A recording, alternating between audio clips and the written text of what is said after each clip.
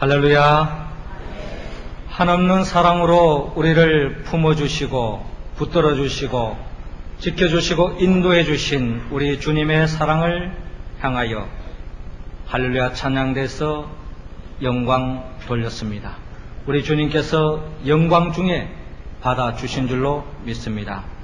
찬양의 가사처럼 말씀을 통하여 빛을 통하여 받은 그 은혜와 그 사랑을 내 자신이 늘 받아 누릴 뿐만 아니라 주님의 빛을 증거하고 말씀을 증거함으로 더없는 하나님의 사랑을 나누며 하나님의 나라를 확장해 나가는 우리 모두가 되기를 주의 이름으로 축원합니다. 우리 옆 사람과 인사 나눕시다. 주님의 사랑을 전파합시다.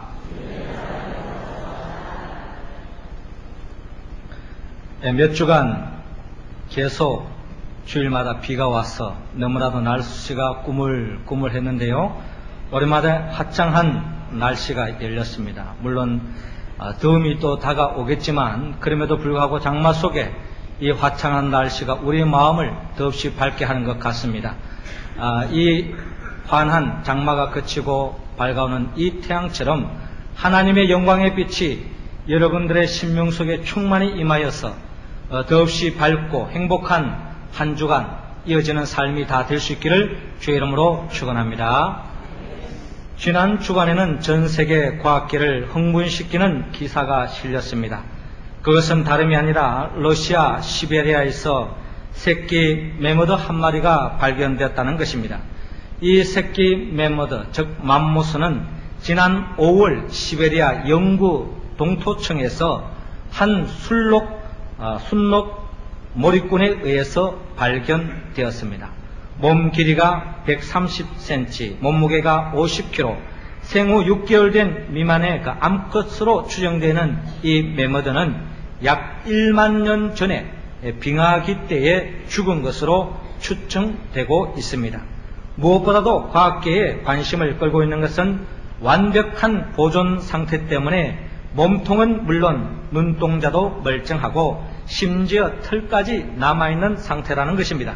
대부분의 DNA 조직도 원형 그대로 남아있은 것으로 알려지고 있습니다. 과학계는 이번 발견을 통해서 빙하기에 멸종된 거대 맹수들의 복원에도 한 차원 높은 연구가 진행될 수 있을 것으로 내다보고 있습니다.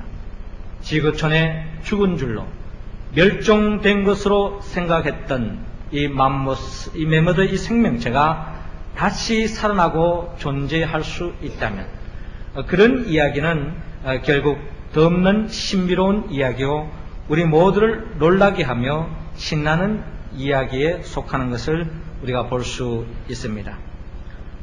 모든 생명체들은 죽지 않고 멸종되지 않고 영원히 살고 싶어 또 그런 생명으로 살고 싶은 것이 모든 생명체의 바람이라는 것입니다. 특별히 하나님께서 인간을 창조하시고 에덴 동산에 삶을 허락했을 때는 그 삶이 단순히 한 60년, 70년, 80년 제한된 삶을 사다가 한 줌의 흙으로 돌아가는 그런 인생을 주님은 원치 않았습니다.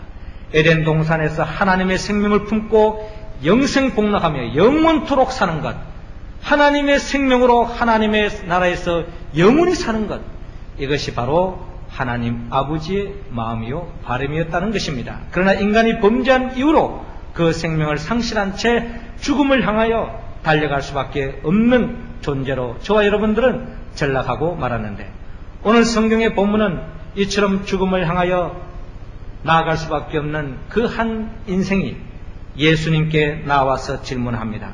선생님, 내가 무엇을 하여야 영생을 얻으리까?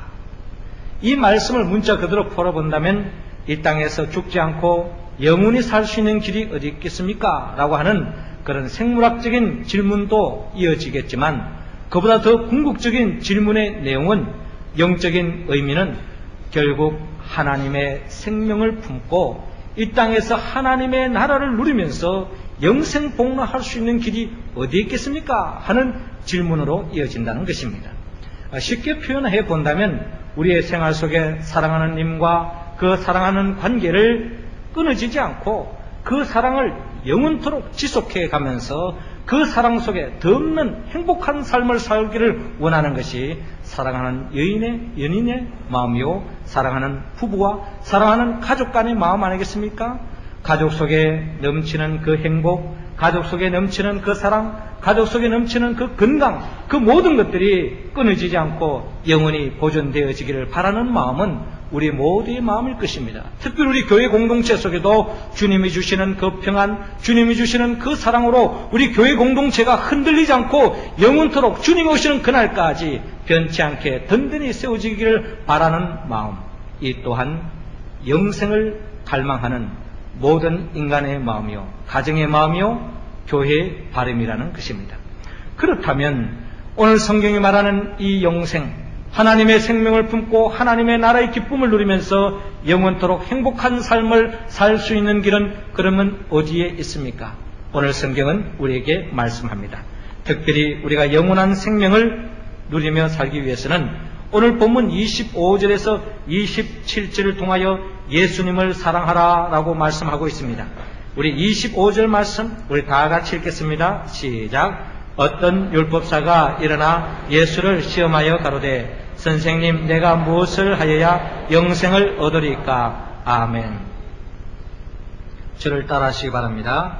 예수님을 사랑합시다. 예수님은 어떤 율법사로부터 질문을 받습니다. 선생님, 내가 무엇을 하여야 영생을 얻으리까? 라는 질문입니다. 예수님께서 율법사의 대답대로 내 마음을 다하고 목숨을 다하며 힘을 다하며 뜻을 다하여 주 너희 하나님을 사랑하고 또한 내 이웃을 내 몸과 같이 사랑하라는 말씀 속에 영생의 길이 있음을 가르쳐주고 있습니다. 율법사는 이미 하나님을 사랑하고 내 이웃을 내 몸과 같이 사랑하는 것이 영생의 길이 있다는 것을 그 누구보다 잘 알고 있다는 것입니다. 그런데 문제는 그 하나님을 사랑하고 내 이웃을 내 몸과 같이 사랑하는 것이 영생의 길인 것을 알고는 있지만, 지식적으로 알고는 있지만 그 아는 대로, 그 지식대로 살고 있지 못하는 것이 바로 문제라는 것입니다. 결국 율법사는 오늘 성경에 보여주는 것처럼 예수님, 어떻게 하면 영생을 얻을 수 있습니까? 하는 그 질문에 궁극적인 배후에는 단순히 영생을 어떻게 하면 살겠습니까? 하는 그 질문도 포함되어 있지만 그 배후에 이 율법사에 온전하지 못한 마음을 품고 있는데 오늘 성경의 말씀은 예수를 시험하여 가로되라고 하는 그 마음이 먼저 알려져 있다는 것입니다. 어떻게 하면 영생을 얻습니까? 하는 질문, 얼마나 고상한 질문이요, 얼마나 영적인 질문입니까? 그럼에도 불구하고 그 질문 배후에는 바로 예수님을 시험하고 예수님을 대적하고 예수님을 넘어뜨리려고 하는 그 마음의 배후에 있다는 것입니다. 결국 예수님을 시험하는 것은 결국 하나님을 시험하는 것과 다름이 없다고 성경은 말씀하고 있습니다. 아니 도대체 그게 무슨 말씀입니까? 율법사 입장에서 본다면 율법사는 그 누구보다 하나님을 잘 섬기고 하나님을 경외하고 하나님을 사랑한다고 자부하는 사람들이 율법사요 서기관들입니다.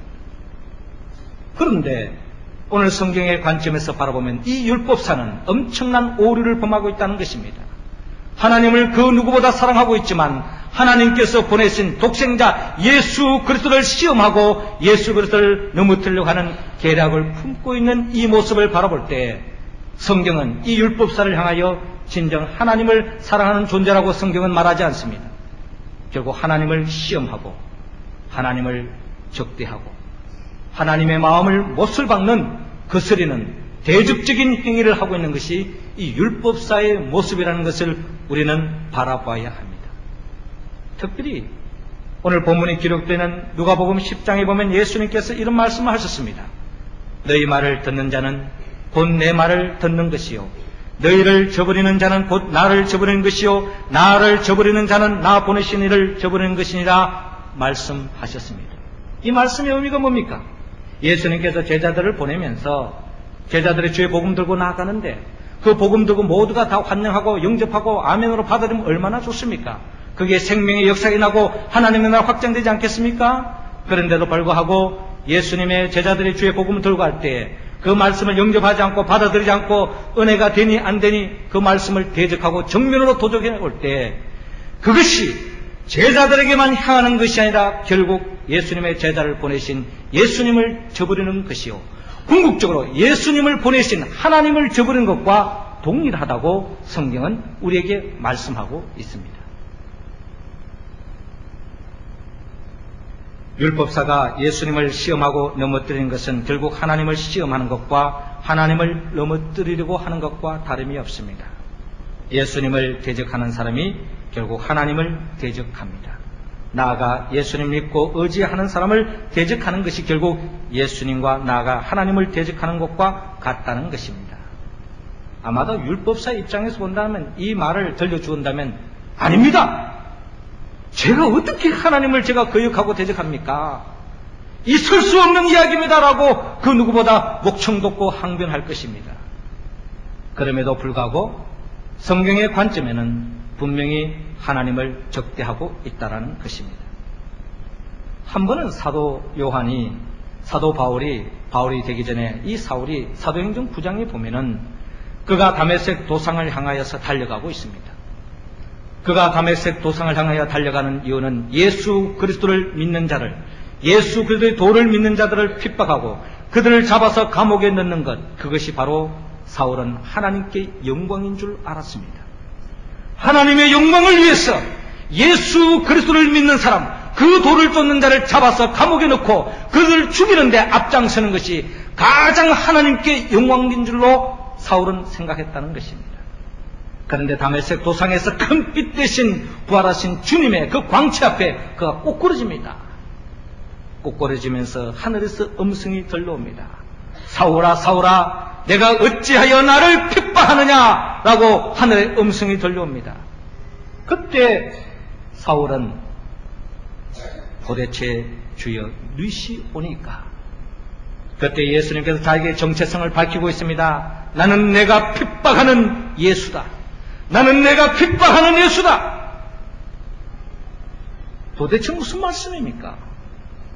사울이 무슨 예수님을 핍박했다는 것입니까? 무슨 주님을 핍박했다는 것입니까? 예수 믿는 사람, 예수의 도를 쫓는 사람을 잡아 죽이고 감옥에 넣는 것뿐인데 내가 무슨 주님을 대적했다는 말입니까? 내가 무슨 하나님을 대적했다는 말입니까? 그렇습니다.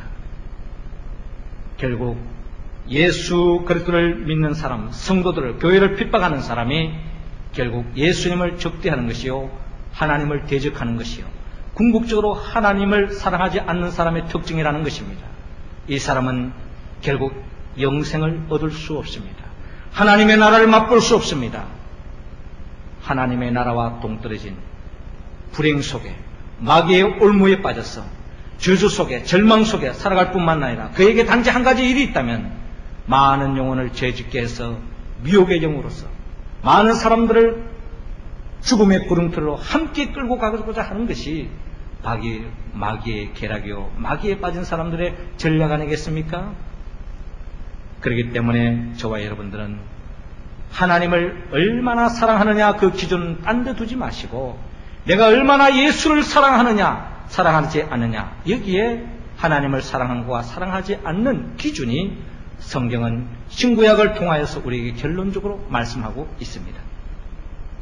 축복받은 사람이 누구입니까? 예수 그리스도를 믿는 사람. 그 사람이 생명을 얻었고 영생을 얻었고 심판에 이르지 않습니다. 누가 저주받은 사람입니까? 예수님을 믿지 않는 사람, 예수님을 대적하는 사람. 그 사람은 반드시 하나님의 생명을 누리지 못할 뿐만 아니라 하나님의 심판에 영원한 영벌에 떨어질 수밖에 없다는 것입니다. 결국 요한 1장 11절 12절은 말씀합니다. 또 증거는 이것이니 하나님이 우리에게 영생을 주신 것과 이 생명이 그의 아들 안에 있는 그것이니라. 아들이 있는 자에게는 생명이 있고 하나님의 아들이 없는 자에게는 생명이 없느니라 말씀하십니다. 여러분, 하나님의 아들 예수 그리스도를 믿습니까? 예수 그리스도를 사랑하십니까? 그렇다면 우리는 이미 영생을 얻은 줄로 믿으시기 바랍니다. 하나님을 사랑하는 길, 하나님의 방법이 있다는 거예요. 내 식대로 사랑한다고 해서 하나님을 사랑하는 게 아니라는 것입니다. 하나님이 원하는 사랑의 방법이 있다는 거예요.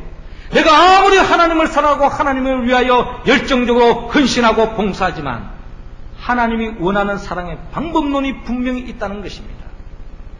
그 방법론을 떠난 사랑은 마치 고슴도치 사랑과 똑같습니다. 내 나름대로 사랑한다고 한다고 하지만 그것이 바로 상대방의 찔림이요 고통이요 아픔이 될 수밖에 없고 하나님의 가슴에 못을 박는 것밖에 되지 않는다는 것입니다. 그러기에 매 순간순간 예수 그리스도의 도움을 입고 예수 그리스도 안에서 주님을 통하여서 진정 하나님을 사랑함으로 하나님의 나라의 기쁨 영생을 맛보며 살아가는 우리 모두가 되기를 주의 이름으로 축원합니다. 두 번째로 어떻게 하면 우리는 영원한 생명으로서 하나님 나라를 살 수 있을까요? 하나님은 오늘 본문 28절을 통하여 자신을 사랑하라고 말씀합니다. 28절 말씀 우리 할렐루야 찬양대원들이 읽어주시기 바랍니다. 시작.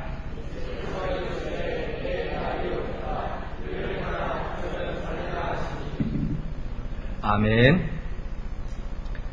예수께서 이르시되 내 대답이 옳도다. 이를 행하라. 그러면 살리라. 저를 따라하시기 바랍니다. 자신을 사랑합시다. 예수님은 율법사로부터 질문을 받죠. 내가 무엇을 하여야 영생을 얻을 수 있습니까? 주님의 대답은 율법사의 대답처럼 동일하게 말씀합니다. 마음을 다하고 목숨을 다하고 힘을 다하고 뜻을 다하여 주 너희 하나님을 사랑하고 내 이웃을 내 몸과 같이 사랑하라 라고 말씀하고 있습니다. 여기 순서로 우리가 보신다면 하나님을 사랑하는 것이 제일 우선이요, 그 다음에 내 이웃을 사랑하기 이전에 나 자신을 주님께서 사랑하라고 성경은 말씀하고 있습니다. 이웃을 얼마나 사랑할 수 있을까요? 진정 나 자신을 사랑하는 만큼 이웃을 사랑하고 있다는 것입니다. 그렇다면 우리는 나 자신을 얼마나 사랑하고 있습니까? 어떻습니까? 여러분 자신을 사랑합니까? 여러분 자신을 사랑해요? 여러분들의 존재를 어떻게 기쁘게 여기십니까? 나 자신을 사랑하느냐 사랑하지 않느냐 하는 성경적인 기준은 달리 있는 것이 아니고, 내 챙기고 내 물질을 챙기고 내 사람 챙기고 내 것 챙기고 내 일 열심히 하고 이것이 자기 사랑이 아니라 성경이 말하는 자기를 사랑하는 사람의 특징이 있습니다. 그것은 바로 하나님의 말씀을 사랑하는 것입니다. 하나님의 말씀에 귀를 기울입니다. 하나님의 말씀을 그대로 순종합니다. 들음으로 끝나지 않습니다. 그 말씀의 마음판에 신비에 새기고 그 말씀대로 살기 위해서 부단히 노력하고 힘쓰는 사람일수록 진정 자기 자신을 사랑하는 사람의 특징이라는 것입니다. 하나님의 말씀을 저버리는 사람, 하나님의 말씀을 귀 기울이지 않는 사람, 하나님의 말씀에 창념하지 않는 사람, 그런 사람 치고 진정 자기 자신을 사랑하는 사람은 없습니다.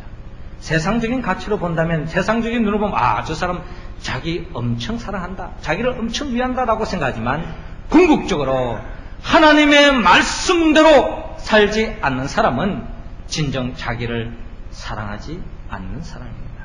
다시 묻습니다. 여러분 자신을 사랑하십니까?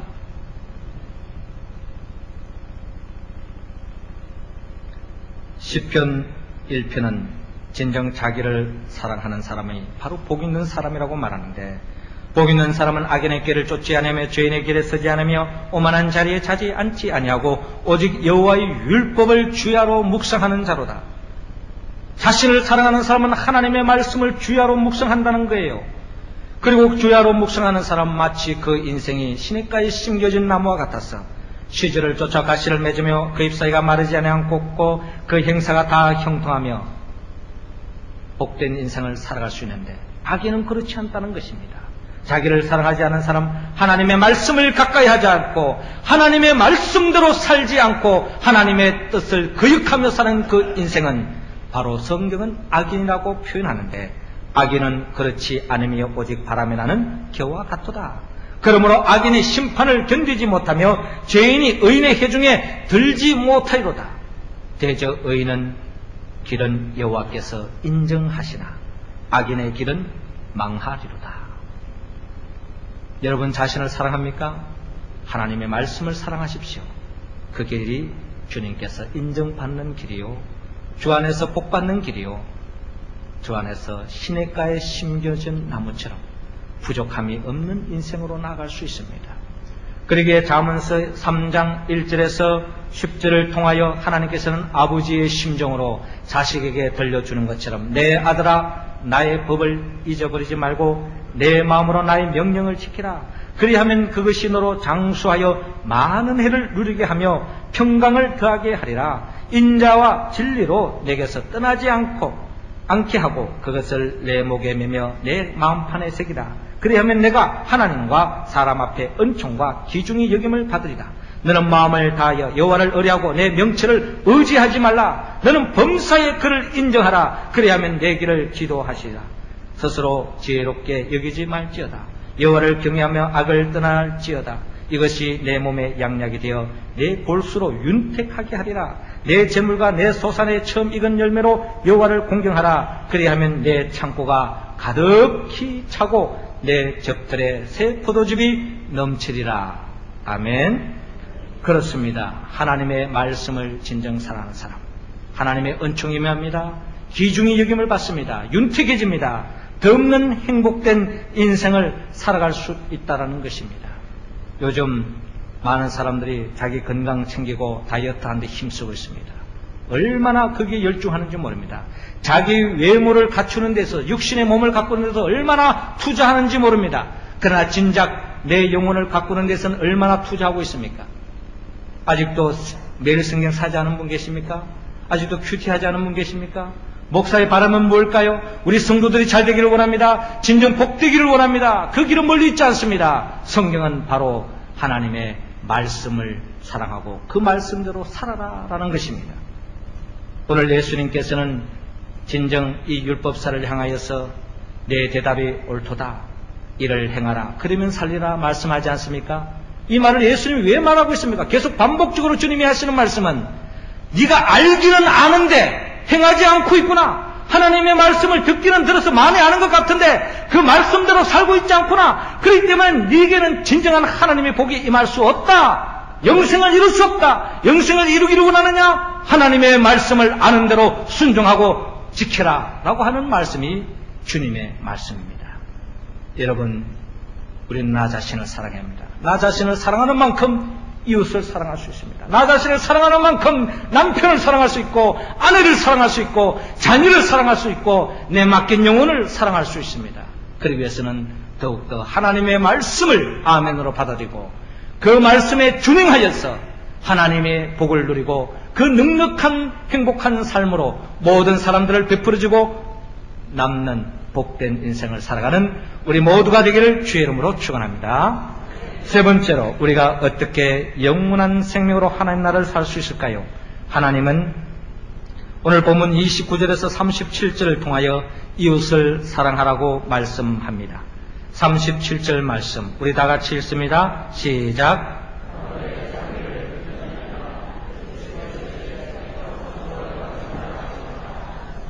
아멘. 가로되 자비를 베푼 자니이다. 예수께서 이르시되 가서 너도 이와 같이 하라. 주를 따라하시기 바랍니다. 이웃을 사랑합시다. 예수님은 영원한 생명의 길을 분명히 제시하셨습니다. 하나님을 사랑하고 내 이웃을 내 몸과 같이 사랑하라. 결론적으로 이웃을 사랑하는 것, 하나님을 아무리 사랑하고 나 자신을 사랑한다 할지라도 이웃 사랑까지 나아가지 않으면 진정한 하나님이 주시는 그 영생을 얻을 수 없다는 것입니다. 결국 주님은 우리에게 이웃을 사랑하라 라고 말씀합니다. 여러분, 이웃을 사랑하고 계십니까? 그런데 문제는 오늘 이 율법사는 자기 이웃이 도대체 누구인지도 모르고 있다는 것입니다. 내 이웃이 누구오니까? 사실 이 율법사는 자기 이웃이 누군지 몰라서 묻는 게 아니에요. 그 누구보다 자기 이웃을 잘 챙기고 있고 자기 이웃을 위하는 존재라고 자기 자신은 자부하고 있던 심정이었고, 잘난 체하기 위해서 지금 주님 앞에 질문하는데 주님은 그 율법사의 그 정체를 그 누구보다 꿰뚫어 보시고 주님께서 선한 사마리아의 비유를 들려주고 있습니다. 진정 사랑해야 할 이웃이 누구인가를 말씀하고 있는 거죠. 그 비유는 다름이 아니라 어떤 사람이 예루살렘에서 여리고로 가는 데에 마침 강도를 만났습니다. 강도로 인하여서 옷이 벗겨지고 급한 죽었습니다. 그리고 그 사람이 모든 것을 빼앗아가고 죽은 채로 죽음에 신음하고 고통 속에 신음하고 있는 그 어떤 사람, 강도 맞은 사람. 그 사람을 마침 한 제사장이 보더니 그를 보고 피하여 지나갔습니다. 그리고 레위인도 보고 피하여 지나갔습니다. 반복적으로 말하고 있어요. 보기는 보았는데 피하고 지나갔더라 라는 것이 동일하게 표현되어지고 있습니다. 그때 마침 어떤 사마리아인이 여행하는 중에 제 갈 길이 바쁨에도 불구하고 불쌍히 여기는 마음을 가지고 그 사람에게 다가서 기름과 포도주로 그 상처를 싸매주고 부어주고 치유하고 그리고 짐승에 태워서 주막에 들어가서 돌봐주고 이튿날에 되내려온 둘을 주막 주인에게 주면서 이 사람에게 돌봐주세요. 그리고 만약에 더 많은 경비가 들면은 제가 돌아올 때 다시 드리겠습니다 하고 이렇게 자비를 베푸는 한 선한 사마리아의 이야기를 들려주고 있습니다. 이때에 예수님께서 이 세 사람 중에 누가 강도 맞는 자의 이웃이 되겠느냐라고 묻죠. 그때에 이 율법사가 자비를 베푼 자니이다 라고 말씀합니다. 이때 주님께서 말씀합니다. 가서 너도 이와 같이 하라. 가서 너도 이와 같이 하라. 네가 이웃이 누군지 알았다면 진정한 내가 아는 것으로 머무지 말고 가서 행해라는 것입니다. 이웃을 사랑하라는 것입니다. 사실 우리는 이 말씀 속에 선한 사마리아인이 진정한 강도 만한 자의 이웃인 것을 보여주고 있는데 이 사마리아인이라고 하는 것은 유대인들의 정서로 바라보면 그들이 상종하지 않는 별 볼 일 없는 사람으로 여겼던 것이 바로 선한 사마리아였습니다. 그럼에도 불구하고 선한 사마리아인은 그 어떤 사람, 그 사람이 유대인인지 이방인인지 모르지만 그 아픔을 보고 있는 모습 그대로 다가가서 상처를 싸매주고 그를 위해주고 그를 챙겨주고 그를 위해주는 그 선한 사마리아인의 모습과 유대인과는 뭔가 대조적인 모습이 있는데 유대인들의 이웃 사랑은 철저하게 편협적이고 지역적이고 자기중심적인 이웃 사랑이었습니다. 유대인들의 이웃 사랑의 개념은 철저하게 유대인들을 사랑한다는 것이지 이방인을 사랑한다는 것은 그들의 머리에는 그들의 정세는 있을 수 없는 이야기입니다. 자기들의 동족, 자기들의 가족, 자기들의 친인척, 유대인들에 있어서는 그들은 어떠한 열정과 헌신을 통해서라도 희생을 하고 봉사하고 섬겨주고 챙겨주는 데 반해서 그들이 가지고 있는 가치관으로 이방인들, 사마리아인들 이 사람에 대해서는 손 하나 깐딱하지 않는 것이 유대인들의 사고방식이었습니다. 그러게 주님은 이 강도 많은 자의 진정한 이웃은 누가 되겠느냐라고 말씀하며 이 강도 맞은 자를 진정한 이웃이 되어주어라. 이웃을 사랑하라고 주님께서 말씀하고 있습니다. 우리의 사랑에는 이 유대인들의 사랑과 크게 다르지 않은 것 같아요. 우리가 사랑하는 그 이유를 가만히 듣다보면 나와 뭔가 관계가 되기 때문에 나와 뭔가 안면이 있기 때문에 지난날에 내게 도움이 주었기 때문에 나와 철학이 같고 나와 가치관이 같고 내 스타일과 비슷하고 또 내 구역식이기 때문에 내 남성격이기 때문에 우리 상조이기 때문에 도와주시는 거지 나하고 조금만 거리가 벗어나면은 내 몰라라 하는 것이 결국 우리의 모습이요 결국 유대인들의 모습과 다름이 없다는 것입니다.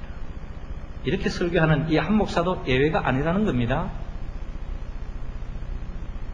우리는 얼마만큼 내 생각과 내 중심적인 이웃 사랑에 머물러 있지 말고 진정한 우리 주위에는 강도 맞은 영혼들이 얼마나 많은지 모릅니다. 마귀의 미혹에 빠져서 죄의 구렁텅이에 절망 속에 죽어가는 영혼들이 우리 주위에 얼마나 많은지 모릅니다. 그들을 향하여 우리는 찾아가야 합니다. 복음 들고 나가야 됩니다. 격려해야 됩니다. 위로해야 됩니다. 사랑을 쏟아야 합니다. 저는 지난 주간에 참 감격스러운 경험을 했습니다. 특별히 우리 성도님 중에 우리 김희철 집사님께서 오래전부터 자신의 구역 식구도 아니고 또 친인척도 아닌데 직장 동료 이 간암 판정을 받아가지고 이 4개월 전에 이 간암 판정을 받아가지고 의사로부터 이제 보통 간암은 한 3개월 넘지 못하는 경우가 많죠. 그래서 사형 선고나 마찬가지이기 때문에 목사님 제 직장 동료 문강호 씨를 위해서 기도해 주십시오 하고 저를 만날 때마다 이야기하는 거예요. 그럼 한번 신방 와달라고. 저도 목사로서 가능하면은 그런 다 쫓아다니지만 가능하면 저도 목사가 속이 좀 좁아가지고 우리 성도들을 먼저 챙기려고 하는 게 목사의 마음입니다. 그런 차에 며칠 전에 마침 장례식장이 있어서 저 방어진 쪽에 갔다가 울산대학병원에 들렸습니다. 그 가서 그분을 만나 뵀더니 그분이 4개월 전에 이렇게 간암 판정을 받았는데 지금 모습은 너무나도 밝고 너무나도 참 완전히 지금 치유됐다는 이야기는 아니지만 이 간암 이 말기 모습이 아니었어요. 너무나도 회복된 모습이 있었습니다. 제가 그 모습을 보면서 우리 김민철 집사님이 엄청 기도했구나. 그 영혼을 위해서 얼마나 사랑하고 그 마음이 전달되었으면 그분이 벌써 친척들로 인해가지고 성경책을 다 펴고 그냥 예수를 영접하고 말이죠. 제가 갔는데도 불구하고 처음 대한 사람 같지 않게 너무나도 복음을 잘 받아들이는 것입니다. 얼마나 제 마음에 기쁨이 있고 행복하든지요. 우리 주위에는 진정 우리의 도움이 필요한 영혼들이 얼마나 많은지 모릅니다. 나와 관계 안 된다고 해서 우리가 상관하지 않겠다. 또 그 사람은 내 스타일이 아니야. 또 내가 생각하는 그런 가치관을 가지고 있다고 해서 상종하지 않는 경우가 있지 않습니까? 주님은 그것을 뛰어넘고 사랑하기를 주님은 원하고 있습니다. 우리가 잘 아는 세상을 아름답게 하는데 하루 1분이면 충분합니다 하는 공익 광고가 있지 않습니까? 신문 대신 던져주는 시간 6초, 어르신과 함께 횡단보도 건너는 시간 23초, 후배에게 커피 타주는 시간 27초, 버스 벨 대신 눌러주는 시간 4초. 세상을 아름답게 하는 시간 하루 1분이면 충분합니다. 하루 1분 주님의 이름으로 우리가 헌신하고 친절을 봉사하고 사랑을 베풀면서 이 땅에 진정한 이웃을 내모같이 사랑함으로 하나님의 나라를 열어가고 하나님의 복을 누리며 살아가는 우리 모두가 되기를 원합니다. 하나님은 하나님을 사랑하고 내 이웃을 내모같이 사랑하라고 말씀합니다. 이 말씀은 율법사도 알고 있었던 말입니다. 우리도 이제 알게 되었습니다. 그렇다면 우리가 이 말씀을 우리가 어떻게 화답할 수 있습니까? 율법사처럼 주님을 영접하지 않으면, 주 안에 있지 않으면 이 말씀에 응접할 수 없다는 것입니다. 나를 위하여 죽으시고 나를 위하여 부활하신 예수 그리스도 안에서 예수의 영 보혜사 성령의 도우심으로 오늘의 이 말씀에 응답하여 하나님이 우리에게 안겨주고자 하는 그 영생을 품고 하나님의 나라를 살아가는 우리 모두가 되기를 주의 이름으로 축원합니다. 기도드리겠습니다. 생명의 영 보혜사 성령님이시여 이 시간 우리의 모습 불쌍히 여겨 주옵소서. 영원한 생명을 얻고 하나님의 나라를 살기 원하지만 아직도 지식으로 약속으로만 붙잡고 있는 우리의 모습을 긍휼히 여겨 주옵소서. 이 시간 예수님의 영 보혜사 성령의 도우심으로 하나님의 말씀대로 예수님을 사랑하게 하옵시고 자신을 진정 사랑하게 하옵시고 이웃을 내 몸과 같이 진정 사랑하므로 하나님께 영광 돌리고 천국을 살아가는 영생을 살아가는 우리 모두가 될 수 있도록 인도하여 주옵소서. 예수님의 이름으로 기도드리옵나이다. 아멘.